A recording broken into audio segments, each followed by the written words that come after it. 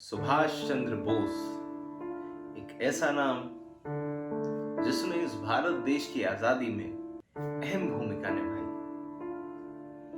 जिस व्यक्ति ने आजाद हिंद फौज जैसी फौज का गठन करा। हेलो, मेरा नाम है आदित्य लोधी और आज आप सभी के सामने मैं लाया हूं सुभाष चंद्र बोस की कुछ ऐसी कहानी, कुछ ऐसी बातें जो शायद आपने नहीं सुनी होंगी।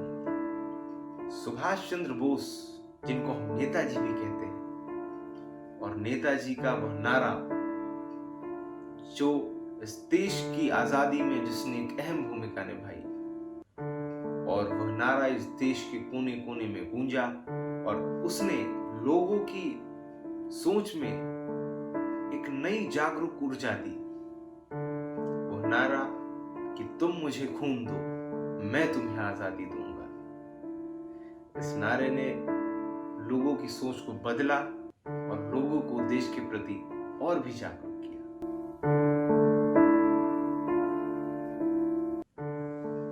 नेताजी का जन्म 23 जनवरी 1897 को हुआ। नेताजी एक बहुत ही संपन्न परिवार में जन्मे। वह कई भाई बहन थे और उनकी सोच बचपन से ही बाकियों से काफी अलग रही। नेताजी का जो पहला विद्यालय जिसमें वो पढ़ने गए, उनकी जो फर्स्ट स्कूलिंग थी, वह बैप्टिस्ट मिशनरी स्कूल में हुई। उनका वह पहला विद्यालय जिसमें उन्होंने सीखा और अपने भाइयों के साथ वह उस विद्यालय में गए थे। उनका जो स्वभाव था वो बाकी बच्चों से काफी अलग था और वह हमेशा बच्चों के साथ घुलते मिलते नहीं थे और एक अपनी ही अलग सोच में रहते थे।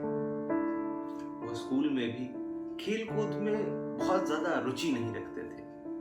उनको पढ़ना अच्छा लगता था, किताबें पढ़ना अच्छा लगता था और जिज्ञासु थे चीजों को सीखने के लिए। नेताजी स्वामी विवेकानंद जी से भी काफी प्रभावित थे, इसीलिए वह उनकी किताबें पढ़ते थे, उनके बारे में जानने की इच्छा रखते थे और यहाँ तक स्वामी विवेकानंद जी के भी गुरु श्री रामकृष्ण परमहंस जी से भी वो बहुत ही प्रभावित थे और उनकी भी सोच और विचारधारा को समझने की पूरी कोशिश करते थे।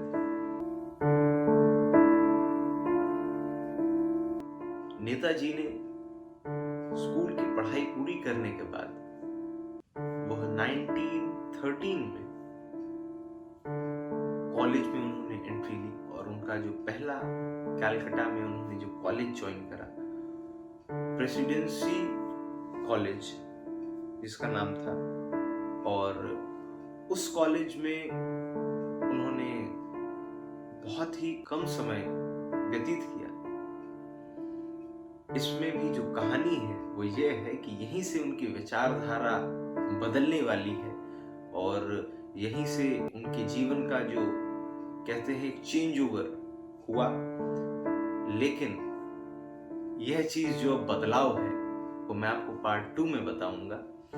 पार्ट 1 में अभी तक इतना ही और इस वीडियो को सपोर्ट करिए और पार्ट 2 के लिए आपको बहुत थोड़ा सा ही इंतजार करना होगा। मैं जल्द ही पार्ट 2 लाऊंगा और उसके बाद जो उनके जीवन में बदलाव हुए उनके बारे में बताऊंगा।